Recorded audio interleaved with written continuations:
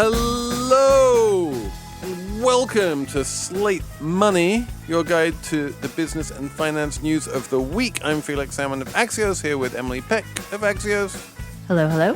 Here with Elizabeth Spiers of New York Times and elsewhere. Hello. Elizabeth Spiers has recently done the Barbieheimer thing.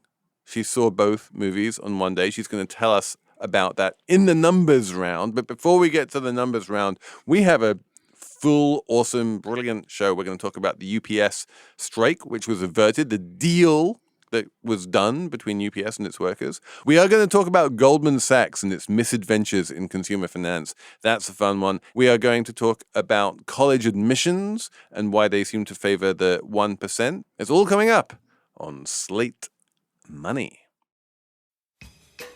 Slate Money is sponsored this week by Washington Wise. Decisions made in Washington affect your portfolio every day, but which policy changes should investors be watching?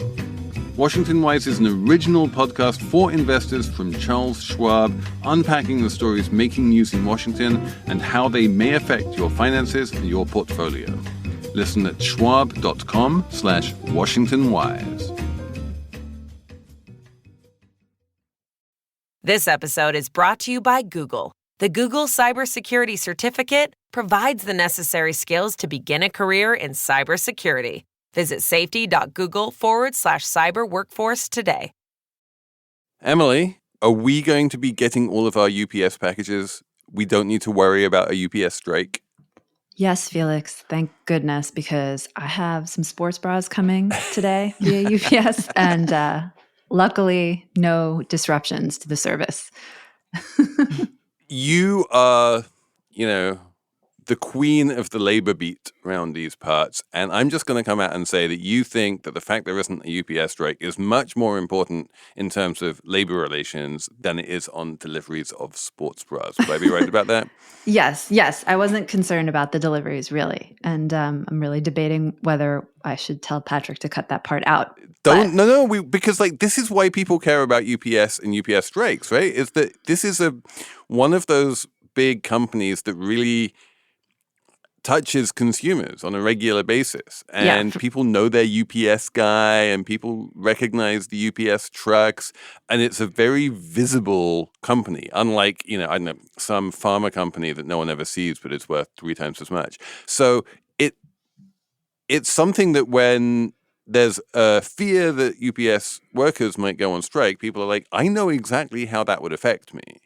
Yes, exactly. So to back up, this week, the UPS and its union that represents about 340,000 workers, they hammered out a tentative agreement, and the union rank and file still needs to vote on it. And actually, the last time they voted on a contract, they did vote it down, although I don't think this will happen in this case, but it is a possibility. That's an enormous number. That's 340,000 employees of UPS who are in the union. Yeah, it's the largest labor contract, largest union contract in North America. It's massive. It's almost twice what the auto workers, they're going to negotiate a contract later this summer, early fall.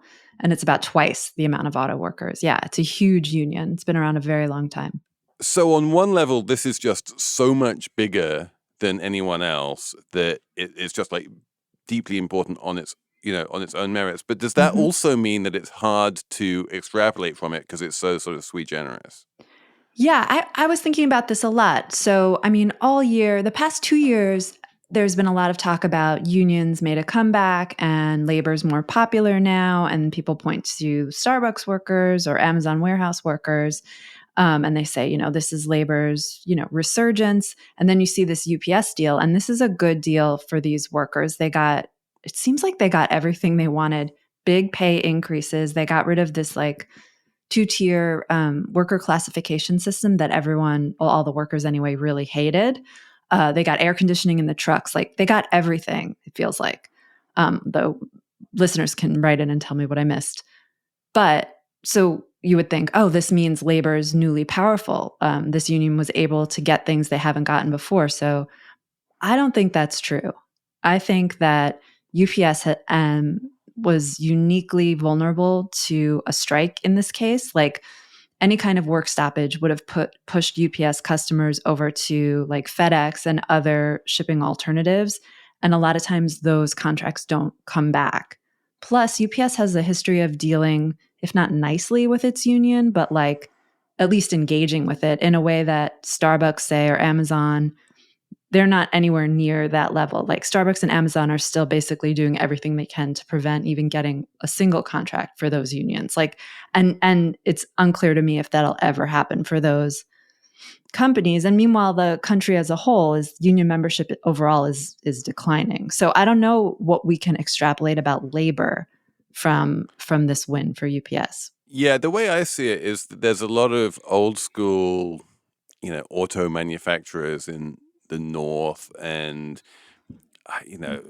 I guess like in my mind, the classic unions would be like coal miners. The big unionized industries are just not as big as they used to be, and so as they've declined, the new industries have not kept pace in terms of unionization. Right, the workers at the Magnificent Seven, the companies that are taking over the world, Google, Microsoft, Nvidia, and the like, they're basically not unionized. And Right. Amazon, they might be trying in like a tiny little bit pocket here or there, but it's basically not happening. Right. So we're not seeing the new economy unionized to remotely the degree that the old economy was unionized, and the old economy, just by history is slowly disappearing. UPS is the big exception to this rule because it happens to have been this sort of surprise beneficiary of the new economy. Everyone is ordering things online and needs things delivered to their home. And that's how UPS has almost uniquely among old economy companies managed to do incredibly well. One thing that's sort of interesting that I've been kind of mulling over is UPS's sort of pricing power. I was talking to an analyst. So UPS handles, I think, like about a quarter of all the shipments in the US or something like that. So it's massive. And its biggest competitor is FedEx and the post office. But someone was telling me when UPS raises pay and then raises prices as a result, as it's probably going to do because of this contract, FedEx follows and raises prices. It's a cartel. It's a monopoly. Yeah, they all just rise. In fact, UPS doesn't mind giving all of these pay rises because it gets happier workers, it gets better retention, and it retains market share because everyone else is just going to raise prices in lockstep. I'm sure, Louis DeJoy or whatever his name is at the post office would be happy to keep on raising prices. Yeah, I mean, this is one analyst who told me it, and it seems crazy to me that the smaller, like upstart shippers don't try and undercut UPS on price, but maybe people don't trust them as much, and maybe very long term, UPS starts losing market share. But for now, it can do this, right? Exactly, because it has such a stranglehold. And I feel like shipping in particular is something where there's just absolutely enormous barriers to entry, right? You can't be a small upstart shipper. You need to have massive nationwide logistics networks in order to be able to get the kind of economies of scale that UPS or FedEx or the post office have. Yeah, there's also the fact that UPS and FedEx are so heavily intertwined with the operations of the U.S. postal system, where last mile delivery is not always handled by the original shipper. So if you're a smaller shipping company, you also have to replicate those networks and figure out how to be in places where you just don't have the infrastructure. Elizabeth, do you think that this deal is an anomaly? Do you think that there is a labor resurgence? No, what I think is happening is that we're seeing unionization happen in industries that haven't had it before, per Felix's point, and that's what's making it seem more visible. I think there's a lot more media coverage because the dynamics of a labor fight at Amazon are not necessarily like the labor fights that we've seen, in prior generations. Mm-hmm. Yeah, I mean, the big fights these days are really companies that, like the workers who want to unionize versus companies who don't want them to unionize, rather than the historical labor fights, which was unionized workers fighting with employers about the terms of the contract. Well, also this particular contract is super important because if there was a strike, the economic consequences would be huge, not just for UPS's, direct customers. It would disrupt the supply chain again. We'd probably see inflation from it. So, some of the other union fights, if Starbucks strikes for 10 days, not nearly the same consequences. That is true. So, Emily, I can remember not very long ago, there was a threatened railroad strike where Joe Biden actually stepped in to prevent the strike because the railroads were so crucial to the functioning of the economy. Was there behind the scenes pressure from the White House here as well? No, this is different. So with the railroads, there's a federal law governing rail unions and airline unions, that allows the federal government to step in. They can't just go on strike. The federal government can step in and work on negotiations like directly with them, right? But not with UPS. Not with UPS. And I mean, the business groups asked the Biden administration to get involved, but the head of the Teamsters union, like specifically, Sean O'Brien, said, please, don't get involved with this. Like, we want to do this on our own. So the White House was like talking to the parties, but really wasn't directly involved in negotiations or anything like that. My last question is about FedEx. Is this big victory for UPS workers going to embolden FedEx workers to unionize? Is that on the table or remotely possible? I haven't seen anything about FedEx workers unionizing. The FedEx pilots are unionized, and they actually just voted down a new contract. But related to your last question, these guys can't just immediately go on strike because of the federal labor law. I don't know what it's going to mean for the FedEx delivery workers. Maybe they'll just try to get jobs at UPS because they said as part of this contract they would hire more full-timers. Does the fact that UPS jobs are unionized mean that they're broadly better than FedEx jobs? I mean, I guess I have the same question about, auto workers. Do auto workers for Ford have better jobs than auto workers for Toyota because they're unionized? Well, I mean, I haven't spoken to any FedEx workers, but we know broadly from data that unionized workers make more money. So I think probably you could say that it's better to be a unionized worker. There's a lot of rhetoric coming from anti-union groups that try to argue you have less freedom as a unionized worker, the pay bands, and you don't, you have to move in lockstep with, your coworkers. But that's not really true. That's kind of to the discretion of different employers. And yeah, we know that unionized workers make more money and typically have better benefits. So I'd say, like, broadly speaking, it's better to be in a union. I know a lot of anti-union or conservative types would disagree. If Anna was still here, she would fight me on this. Anna, come back. So let's have a quick break and then talk about the Apple Card. That is what a sale sounds like on Shopify, which is the place where you can just sell anything online. It is the commerce platform that is revolutionizing millions, literally millions of businesses worldwide. You might be selling fine art prints, you might be selling succulents, it doesn't matter. Shopify simplifies selling online and in person so that you can focus on successfully growing your business. Shopify gives you the kind of web store that will be the envy of your competitors, and you don't need to learn any new skills in design or code because it's so easy to use. They have 24/7 help. They have an extensive business course library. They will support your success every step of the way. So it's your turn right now to get serious about selling and try Shopify today. Sign up for a $1 per month trial period at shopify.com/money, all lowercase. Go to shopify.com/money to take your business to the next level today. Shopify.com/money.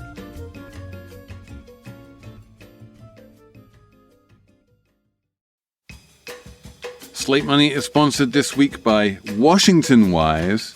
Decisions made in Washington affect your portfolio every day. But which policy changes should investors be watching?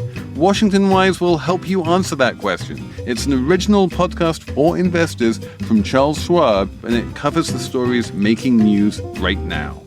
Hosted by Mike Townsend, who's Charles Schwab's managing director for legislative and regulatory affairs, it takes a non-partisan look at the stories that matter most to investors. Tune in to hear about the policy initiatives for retirement savings, taxes, and trade, or hear about inflation fears, the Federal Reserve, and how regulatory developments can affect companies, sectors, and even the entire market. Mike and his guests offer their perspective on how policy changes could affect what you do with your portfolio. So download the latest episode and follow at schwab.com/WashingtonWise or wherever you listen. Okay, so my friend, former colleague, Lauren LeCapra, had a massive piece in The Information this week about the way that the Apple Card just kind of broke the relations between Goldman Sachs and Apple. Goldman Sachs and Apple are two of these iconic sort of number ones in their respective fields, and they teamed up together to create a groundbreaking new type of credit card that would revolutionize credit cards and be super different and much better on a whole bunch of different levels. And everyone was incredibly optimistic about it. And Apple thought they would issue 10 million of these cards in the first year. And then it just kind of flopped to the degree that Goldman Sachs is reported to have lost over $1 billion on this thing and wants out of the whole deal. And it just seems to be a kind of a lot of egg on the face of Goldman Sachs, if not on the face of Apple. Elizabeth, what's your sort of general take on this thing? Yeah, I mean, I think this is a result of both companies not understanding each other's competencies and agreeing to things that they wouldn't normally. So Goldman was willing to forego a lot of the fees that you would normally get on credit card transactions. Apple went into the business thinking that the card would just be a way to get people to upgrade their phones more frequently or to buy Apple products. And the consumer market for this kind of credit card is very different than, for example, the market for high-end designy things that Apple sells. So there are hiccups that I think are probably intuitive to anybody who uses a credit card. You know, a small one was just that there's no number on the card. You have to go to your phone to find the number. And think about it, how many times a week you probably pull out your credit card to just, remember what the number is to key it in somewhere. And that's just a function of Apple not really understanding consumer credit markets. So, yeah, I feel like on some level, Apple really did understand the credit card market. How so? They really did create a superior product. The fact that it doesn't have an annual fee, the fact that it encourages you to pay more rather than less when you pay your credit card bill, the customer service, response times and, telephone lines are really quite good by credit card standards. And what they did was they built the kind of credit card that all of the fintechs would dream of building if they had those kind of resources, because they managed to negotiate with MasterCard to get this incredibly high interchange fee, even though it was free and it didn't really deserve it. So that was a great way for them to get sort of free money from MasterCard and ultimately from merchants. And the product itself is a very sleek, very innovative, consumer-friendly product. It's actually good for consumers, and it's designed by Apple mostly, you're absolutely right, to sell Apple hardware, right? They realized that, rich people can just pay $1,000 on a new computer and it'll just come out of their checking account or whatever. Most of us probably can't and would need to pay that off over time. And with the Apple Card, it becomes a lot easier and a lot cheaper to do that and a lot more convenient to do that. And you get lots of extra cash back and stuff. And so it's a way of making phones and headphones and computers more accessible to a broader population. In terms of financial services, the big Apple product is very, very much Apple Pay, not the Apple Card. And the Apple Card was a fun way to, sell more gadgets. But for Goldman, it was they didn't really see it that way. Goldman wasn't interested in Apple selling more gadgets. Goldman wanted to be a major force in consumer finance. And they wound up saying teaming up with Apple, the amazing Apple, would be a great way of doing this. And it turned out, what they wound up doing was allowing a bunch of not rich people to buy phones, and then a bunch of those not rich people wound up defaulting on those loans and causing Goldman credit losses. I guess maybe my characterization of not understanding competencies is, maybe it's less that than just misaligned incentives.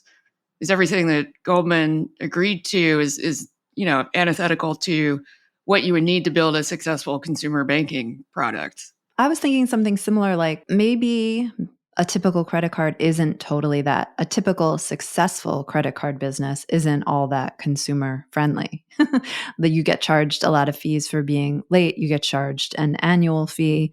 There are interchange fees that maybe drive up the price of things. I don't know. The clear message from Lauren's piece is that if you are a credit card company, you would never do this deal with Apple. Exactly. The credit card companies are very profitable companies, and they know how to make money, and they make money by charging fees. Apple comes along and says, I want a credit card without any fees. And the credit card companies just kind of scoff and say, haha, you're joking, right? And Apple's like, no, we're not joking. And then Goldman comes along wanting to be like the disruptor in the field. And they're like, we'll do it. And we have a 10-year time horizon, and we will, invest in this for the long term. And we want to build up a consumer franchise. And this is a great way to build up a consumer franchise. And then, the consumer business winds up losing a lot more money than they thought it would. It becomes very unpopular internally within Goldman Sachs. There's a lot of executive turnover at the top of the consumer business. And eventually, Goldman Sachs basically decides that it wants to get out of that business altogether. And now they're stuck with the credit card. They would love to hand it over to American Express or someone else, but Apple has absolutely no incentive to allow them to do that. And they also have a deal with MasterCard until 2026, I think. So this couldn't happen immediately anyway. Well, it could happen with anyone who is connected to MasterCard. It couldn't happen with American Express because American Express isn't a MasterCard. But also, one of the great things about Apple is that it's a MasterCard, not an American Express, right? Which means that you can use it basically anywhere in the world rather than just in the United States. So Apple would be giving up a lot if they moved over to American Express because the number of merchants who accept it globally would plunge. Well, another thing that's kind of baffling about the whole situation is that I think Apple made it clear from the beginning that they were going to be very liberal in terms of allowing people to get the card because there was some fear internally, I guess, that if they rejected people, it would somehow hurt Apple's brand. But Goldman typically has such a high-end business. If they were doing a consumer card on their own, I would imagine that their credit conditions would be much stricter than what Apple actually put out, which is almost in a category of not subprime lending, but something maybe like a step above that. And one of the complaints about the business so far is that, you have people defaulting on payments because they probably shouldn't have been issued the cards in the first place. So Apple's getting the kind of blowback that they were worried about anyway, sometimes from the card. I haven't seen that. I haven't seen people blaming Apple for extending credit to people who didn't deserve it. Maybe a little bit Goldman. The way the underwriting worked, I thought was actually very clever, is that Apple and Goldman tried very hard to give some kind of credit limit to almost everyone who applied. And if you had terribly bad credit, then they would give you like a very small, I don't know, $250 credit limit or something, but they wouldn't say no. And the underwriting was basically not a yes or no decision so much as it was a how much credit are we going to give you decision. That did wind up blowing back in their face when DHH, this techie guy, revealed that his credit limit was so much higher than his wife's, despite the fact that she had a higher credit score. But that was ultimately a little bit of a blip, I think. You are right that Apple is very, very, very, very, very concerned about its reputation, and it knows that credit cards have a bad reputation. There are very few people who really love the financial services industry, and so it was very worried. That's one of the reasons why I wanted no fees, why I wanted everyone to be accepted, and all of these kind of things, because it wanted to preserve its reputation as best it could. And so that was definitely one of the sources of tension. This is just embarrassing for Goldman, I think. Yeah. They just they don't look smart in this. They made a deal that maybe no other credit card business would make, and it's not working out for them. And it's not clear to me why Goldman needed Apple's name, Goldman could have had its own credit card and people would have used that credit card. I don't think they needed the power of Apple's brand name here at all. Yeah, I'm not sure about that. To Elizabeth's point, if the main branding on the credit card was Goldman Sachs rather than Apple, then it would have wound up being a sort of a card for the top 5%. It would have wound up being a card for the kind of people who have a Marcus savings account. And the whole reason why Goldman moved into consumer banking in the first place was not because they wanted to provide checking accounts to rich people. It was because they wanted a whole separate consumer facing business for, that they could disrupt the big banks by having, a virtual bank without all of the investment in branches and that kind of stuff. And they thought that as Goldman Sachs, with the ability to invest billions of dollars in this stuff, they had an advantage over the neobanks like, Chime or Dave or Varo or Aspiration or, Square for that matter. Just from a marketing perspective, I think they really messed up. If they wanted to get into consumer banking, they could have taken a lesson from Apple, right? Apple is also sort of like this high-end brand, and it started off it's not aspirational, but it's very expensive and they don't mess with their price points. And slowly over time, everyone wants an Apple product and it sort of becomes mass. I feel like Goldman could have leveraged its brand, which is extremely well known. Everyone knows what Goldman Sachs is. They could have started out as a card for more wealthy people, like you said, Felix, and could have done a really specific targeted marketing campaign where the Goldman card would almost be like Amex, platinum or gold or whatever Amex is now. I don't know what level of metal it's at this point, where it become more aspirational, and you could see it then becoming bigger because more people would actually want to have a Goldman account. But instead, they created a new name. I'm switching a little from Apple Card now to Marcus, which is their consumer banking brand. But they created a whole new name, a whole new brand, and I think from the start this was sort of all bad.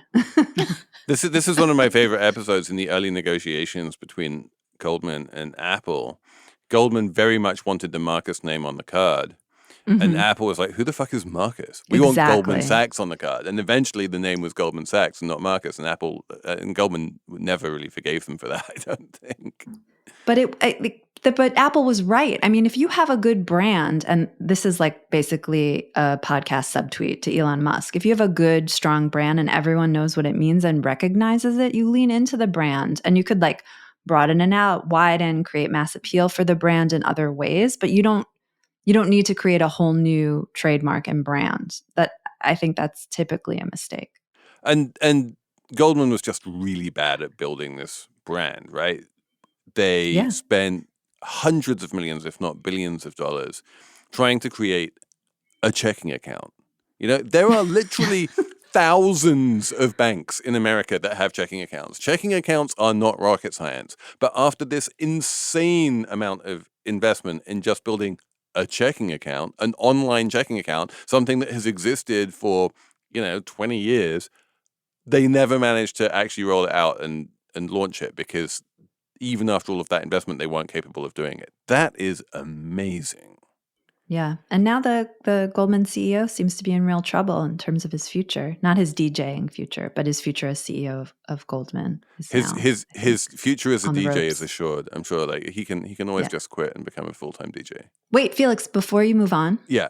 I have a question for you related to credit cards. Sure. I read in your newsletter that you don't cash in your credit card points. Oh my God, I'm so bad about that. I have this massive pile of Amex points that is just sitting there. But what? Why? It's not hard. Don't you get cash back or, and you travel all the time. I feel like you're leaving a lot of money on the table. I am. I'm very disturbed by this. I am, you're right. So this is a personal failing of mine, which I'm willing to admit to on the podcast among friends. First of all, I have this Amex thing, right? So if I had cash back, it would be great. It would just be invisible and it would give me cash. And that would be fine. But I don't have a cashback card. I have an Amex card. So Amex just gives me these points, right? And everyone basically tells me, well, once you have the points, you should be able to redeem them at a value of 1 cent each. And I'm like, okay. And every so often, I will find like a fun linen suit at Banana Republic that there's a way I can spend my Amex points on buying the linen suit, and I can redeem the points at 1 cent each. But the vast majority of the time, I can't. And in terms of the travel, like there's this whole ecosystem of people like, who are incredibly adept at optimizing their point spending. And they wind up joining all of these obscure, well, not obscure, but like foreign mileage programs on, Air France or Singapore Airlines or, whichever one has the best deal, and buying tickets on that. And I just don't have the bandwidth. I just find it really, I look at the amount of effort involved in trying to sort of arbitrage that kind of thing. I'm like, it's just not worth it. So why do you have an Amex? Switch cards and do a cashback card. I should just have the cashback card. It's true, but they do have Felix is aspirational. They do have very good like basic customer protections and like car insurance, and the broad product X points is a really good product. But all of that extra, pointy value that they promise you, I'm like, great, I have all of these points. What I should do is just stop being weird about the 1 cent per point thing and just be like, oh, I can book travel at 0.6 cents per point. That's fine. It's better than nothing. Yeah. Okay. Well, I hope you change your ways. Thank you for answering my question. But yes, if any of you guys listening to this, my favorite podcast listeners in the world, have any advice for me on what is an efficient way to spend a large number of Amex points and try and get like somewhere approaching 1 cent per point in value, that would be amazing. Otherwise, or if you just want to say like, stop it, give up, just, use it to, I got one reply from a woman who was like, do you realize you can use those points to actually pay your Amex bill? I was like, what? What? Like, for like 0.6 cents or something, you can actually use the points in partial payment of your bill. But you really have no excuse then. I have no excuse. I didn't even know that. This episode of Slate Money is brought to you by Progressive Insurance, which is one of those companies which is very happy when you're doing other things at the same time as you're quoting car insurance. You know how you're driving your car right now and also listening to this podcast, or you might be doing the dishes or doing your exercises. If you are not in some kind of moving vehicle, you could be getting an auto quote from Progressive Insurance right now. It is incredibly easy and you could save money. Drivers who save by switching to Progressive save nearly $700 on average. And auto customers qualify for an average of 7 discounts. For instance, if you're a homeowner, you get a discount on your auto insurance. Multitask right now. Quote your car insurance at progressive.com to join the over 29 million drivers who trust Progressive. Progressive Casualty Insurance Company and affiliates, national average 12-month savings of $698 by new customers surveyed who saved with Progressive between June 2021 and May 2022. Potential savings will vary. Discounts not available in all states and situations.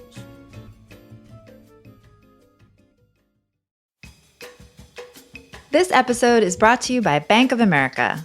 If you own or operate a business, whether it's a local operation or a global corporation, partnering with Bank of America could be your smartest move. By teaming with Bank of America, you'll enjoy exclusive digital tools, award-winning insights, and business solutions so powerful you'll make every move matter. Position your business to capitalize on opportunity in a moment's notice. Visit bankofamerica.com/banking for business to learn more. What would you like the power to do? Bank of America N.A. Copyright 2023. At the end of your first year, Discover credit cards automatically double all the cash back you've earned. That's right. Everything you earned doubled. All the cash back from eating at your favorite soup dumpling restaurant doubled. All the cash back from that trip where you sort of learned to snowboard also doubled. And the best part? You don't have to do anything ridiculous to get it. Nope, Discover does it automatically. Seriously though, see terms and check it out for yourself at discover.com/match. We should talk about the 1% and the Ivy League and elite education, because a couple of interesting things happened this week. The first one is that a research paper came out saying that the 1% were way more likely to get into the elite universities than the upper middle classes.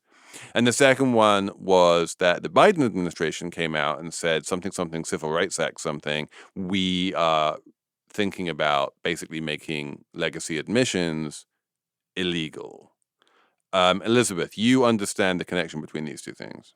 Yeah, but just to talk about the first thing a little bit. So the findings of this paper, which was put out by a couple of guys at Harvard and a guy from Brown, what really studied the admissions process and admission rates at the Ivy Leagues and then 4 other schools, Stanford, Duke, MIT, and University of Chicago.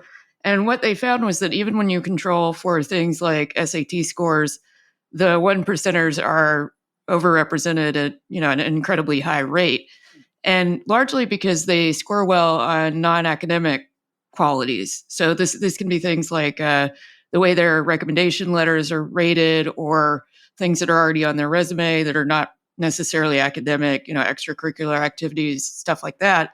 And to me, that seems like a very intuitive finding. Yeah, I don't think anyone was surprised by this, were they? I mean, Emily, were you? The surprise to me was in the test scores part, because when the test scores, I thought, advantaged the wealthy. That's what I sort of thought by reading a lot of articles on this over the years and books. Wealthier kids of the rich do better on the test scores. But it turns out that test scores are kind of the most fair part of the admissions process for these elite schools. And then the what gives those elite kids the advantage aren't test scores, but what Elizabeth said, what David Leonhardt is calling private school padding or something. If you go to a private school, you just have better extracurriculars, you have better letters of recommendation. Yeah, there's also the whole athletic thing that, if the lacrosse coach wants to recruit you for the lacrosse team, guess what? You're probably going to be a member of the 1%, because there's not a lot of working class lacrosse players out there.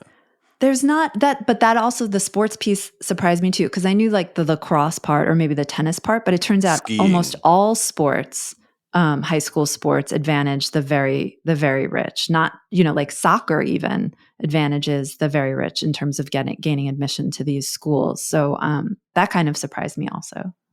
One of the interesting stats in this study was that 5% of applicants to Ivy League schools are athletes, legacies, and donor kids, but they represent close to 30% of admits. Yeah, why does it matter? It matters because these institutions are overrepresented in positions of leadership too. Something like 12% of Fortune 500 executives graduated from the Ivies and Ivy Plus schools. So the difference it makes is how the elite class of people gets formed in America is heavily determined by things like education, especially for students who come from lower income backgrounds or first generation college students. They're just exponentially more likely to end up in those positions of leadership if they go to an elite school.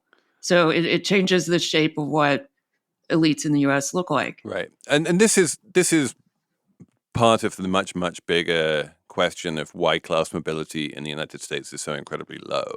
Why is it that moving, if you're born into a certain class in the United States, you're overwhelmingly likely to stay in that class. You're not likely to move up or move down. If you're born into the elite, you're going to remain in the elite. If you're born into the working classes, you're very much likely to stay there. Even compared to Europe, which is my country, the UK, which is meant to be has this reputation of being very class ridden, actually has way more class mobility than the United States, that has this reputation of being a meritocracy. And this is one of the myriad ways in which class mobility is stunted. The moving between classes is stunted because you do have all of these built-in advantages. And one of the things I wrote about in my newsletter this week is that the thing that people aren't really talking a lot about is that the colleges themselves have such a huge financial incentive to admit these rich kids, right? Because the rich kids are so much more valuable to them. They not only pay full whack in terms of tuition, but they also, are expected to give, that amount of money many times over in terms of sort of net present value donations over the rest of their lives. If you admit millionaires, they're going to give you more donations than if you admit people with no money. Yeah, this is a little bit of what the Biden administration's argument hinges on. Even at private schools are still the recipient of lots of federal funding. And so the Biden administration is arguing that, in this case, Harvard in particular, disproportionately advantages children of legacies, donors, and athletes. And those people are overwhelmingly white kids. And so the argument they're making is that this is unfairly discriminates against Black, Hispanic, and Asian applicants. I think I don't know what the success of the Biden administration's endeavor would be, but I think it's an important thing to get into the conversation, to talk about how these admissions give a disproportionate advantage to white people. Because one thing that gets whispered that I hear, because I'm talking to people who have kids that are either applying to college or, in that milieu, and I've heard from people say things like, so-and-so didn't get into such and such fancy school because, affirmative action. They kind of like whisper it and they know they're saying something wrong. But no one ever says little Jeffrey didn't get into, Dartmouth because they take a bunch of legacy students. So he got beat out by a bunch of richer kids, whose parents went there. No one ever says that. I just feel like it's good to have a conversation about this bigger picture, because there's a lot of racism at play and when people talk about admissions, and it needs to be aired out so people can understand really who's getting the leg up, who has this unfair advantage. But also this whole concept of fair, I feel, is incredibly problematic. Like, I don't think there is such a thing as fair admissions. I think that, if you just, as you say, like as you said very early on in this conversation, if you just look at SAT scores, that's unfair, right? Because the rich have higher SAT scores because they can afford them, because they can have, better education, and the kids have more access to books and computers and all of these reasons that we all know. And better schools because, the quality of your schooling is basically a function of the amount of property taxes that come, and, all of these things, right? So what is fair, right? There is no generally agreed metric by which you could say this is fair. I think that there is one school on this list that comes close-ish, which is MIT. And they don't have legacy admissions, and they really do just concentrate on academics. And they're like, how high are you scoring on, metrics of cleverness? And we just want the cleverest people. And okay, fine. I would argue Chicago is kind of the same, though. I mean, some of these other schools could easily do that if they made it a priority, and they would. They could, but I'm just saying they wouldn't want to, right? I'm saying that what we don't want is for all of these schools to replicate MIT and to become MITs. Like, it's perfectly fine to have one MIT. I don't think it's perfectly fine to have 14 MITs. I think having schools which value things beyond just sheer academic cleverness, and they value, a very diverse range of skills in their student body, is obviously a good thing. Yeah, I mean, just because something isn't fair and could never be completely fair doesn't mean you just throw up your hands and say it's fine the way it is. You find other ways to handle it. So if Harvard has too many rich legacy kids, maybe you stop having a legacy program, or maybe you tweak the way you do admissions to have fewer kids from, whatever fancy private high school there is, or, and maybe at the same time, if you take a look holistically at the university system in the United States, you figure out ways to make public education better. You create more seats at the best public schools. You could create more seats at Harvard, at Yale. Why do they have to admit so few people? Why don't they take their billions of dollars and expand admissions? There's all kinds of things you could do. Expanding the number of undergraduate places at these institutions is definitely something they could do. They don't want to do it because it would damage their standing in various league tables, and they like being elite. But ultimately, these institutions are always going to represent a tiny minority of college attendance in the country, right? So, you can expand it from 1% to 2%, but it's still only going to be 2%. My feeling is that what we really need to do is have an honest conversation about the finances here. That so much of legacy admissions is really just a way of trying to attract multi-generational wealth into the alumni who give regular donations to the college. And you can see why they would want to do that. And U.S. education is really centered on financial concerns way more than tertiary education anywhere else that I know of. And it skews everything for better or worse. I have this weird idea that what they should really do is just set tuition at $1 million a year and then give everyone financial aid. But if you're a member of the 1%, you're going to get much less financial aid than if you're a member of like the 5%. Why? What? Why? It's already expensive and the 1% can afford it and everyone else can't afford it. Right. That's the whole point, right? But what would raising it to $1 million, why? Because at that point, you actually get a bunch of the money up front. Right now, the calculation, the reason why they really want the 1% is because they expect that 1% to give them a huge amount of money in donations in the future. And increasing the tuition rate would bring that forward into the present and thereby make it less important for them to admit legacies for the sake of future donations. I think that would be weird for the students. It would basically convert donations into tuition. Right. But then the students, you'd be like, well, your parents just paid $1 million to get you in here. And I actually had to work to get in here. You would have to amplifies pair a lot of issues. You would have to pair it with needs blind admission, right? But they have that already in most of these schools. Well, need blind admissions are actually, one of the things that have been criticized because when you're looking at an application, if you can't see income level on the application, you may have two applicants who look roughly the same, but one has, a lot more extracurriculars and so on. And it may be because they went to a private school and, didn't have to have an after-school job and things like that.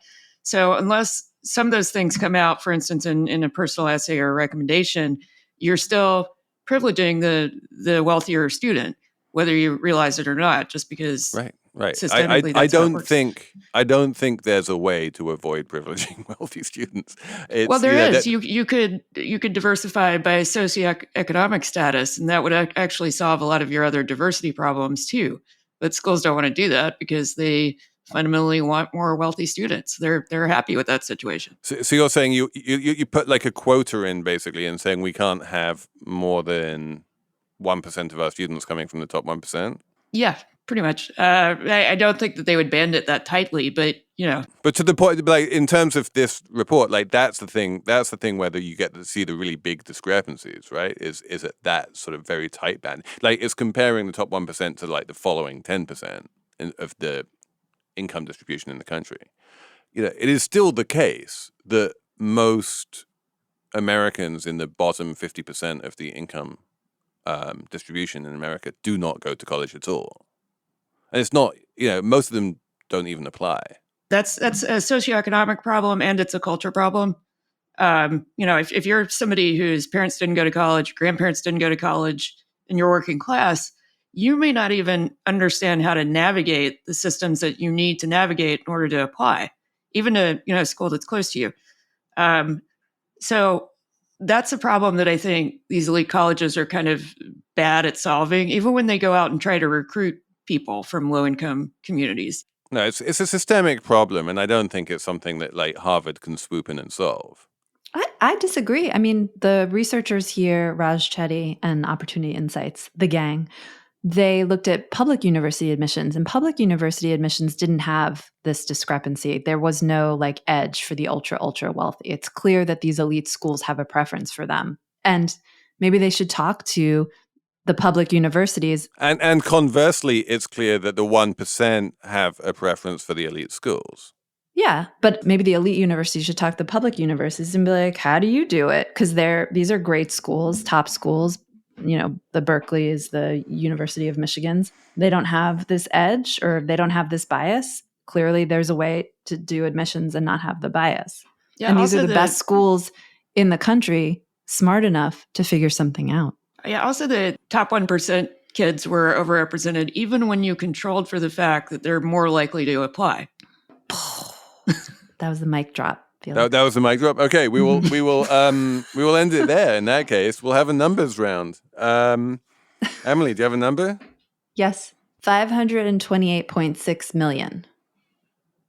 That is total global box office as of Thursday for the Barbie movie. It's a smash hit. It's blowing away Oppenheimer. It's not even close.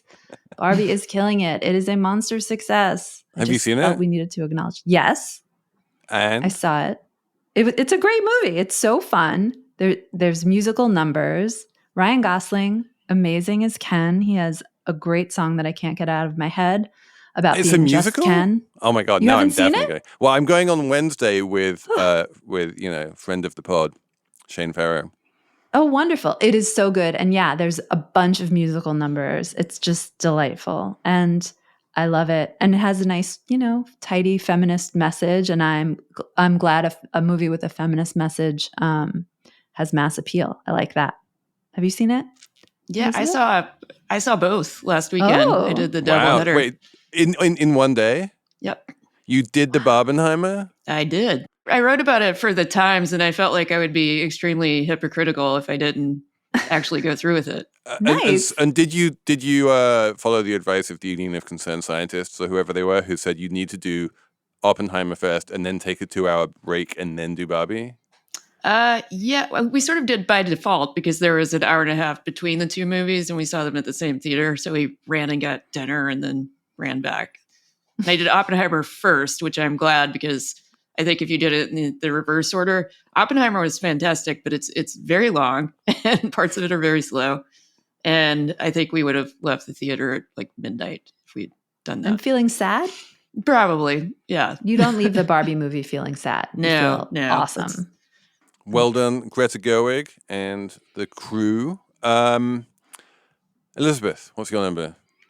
My number is 13, and that's degrees. And it turns out Midtown Manhattan is 13 degrees higher in temperature this week than the average of Manhattan because there's something called the urban heat effect. And it basically says that in areas where you have high density and a lot of concrete, the concrete absorbs more heat and then re-emits it. So I find walking around Midtown in the summer miserable anyway, but if it feels a little bit more miserable than usual, that's part of the reason.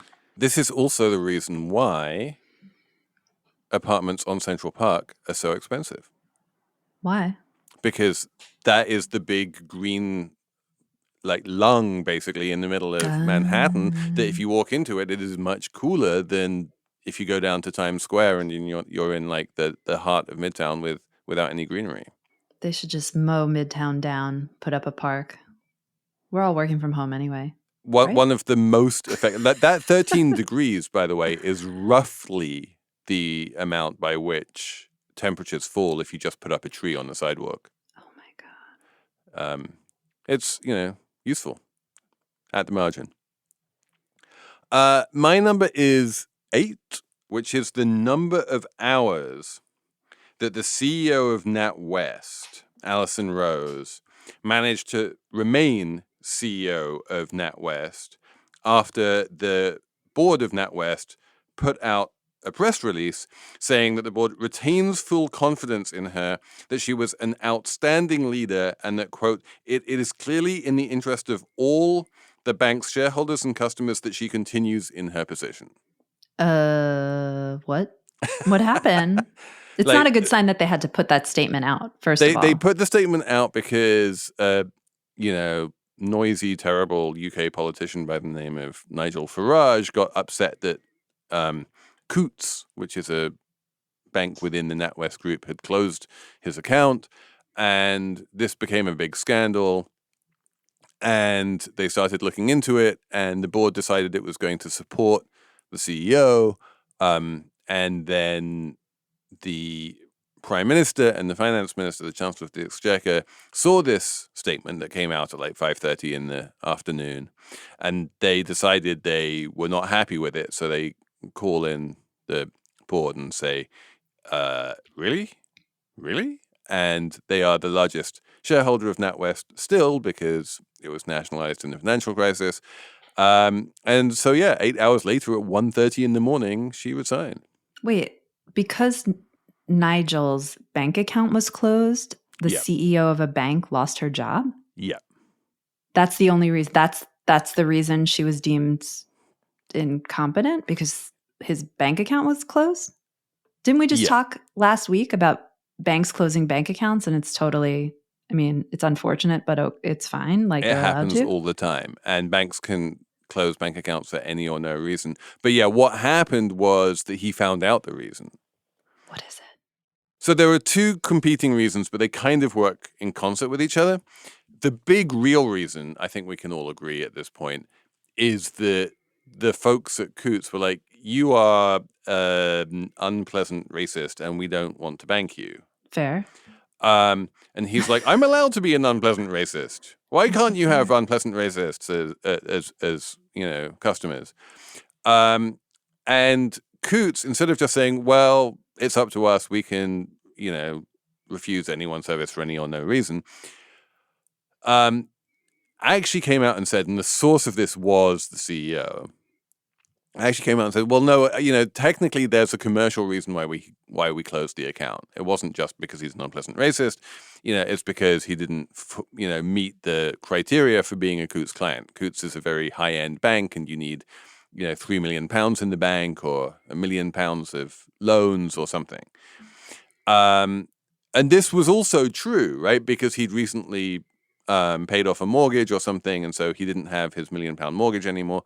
But the problem was that when Alison Rose mentioned that there was a commercial reason for closing his account to a BBC journalist, she was, in so doing, basically revealing something about Nigel Farage's finances to that journalist. And that violated client confidentiality, and so she had to resign. In the eyes of the Tory party, the whole thing is a really dumb story. It really is. But I'm glad you explained it, because I was sort of like low-key ignoring it all week, but feeling like I should understand it. But I don't know if listeners felt the same way. The first rule of any news coming out of the UK is that it's really dumb. All of these stories are just spectacularly dumb. And he's the king of the dumb stories. Isn't he a big Brexit pusher? Yeah. He was pushing Brexit, long before it was cool. And long after it was not cool. Exactly. No, he's still pushing Brexit. I'm sure he's still out there saying that, Brexit isn't Brexity enough. But I think that's all we have time for this week. Thanks so much for listening to Slate Money. Thanks so much to Patrick and Merritt and the whole Slate crew for putting this thing together. Keep the emails coming. slatemoney@slate.com. Let me know what I should do with my pile of Amex points. And we're going to have a Slate Plus segment on Joe Lewis, another really dumb story coming out of the UK. There's no end of such things. So we're going to talk about Joe Lewis, who's the owner of Tottenham Hotspur, and his insider trading allegations. Well, that's coming up on Slate Plus. Otherwise, see you next week on Slate Money.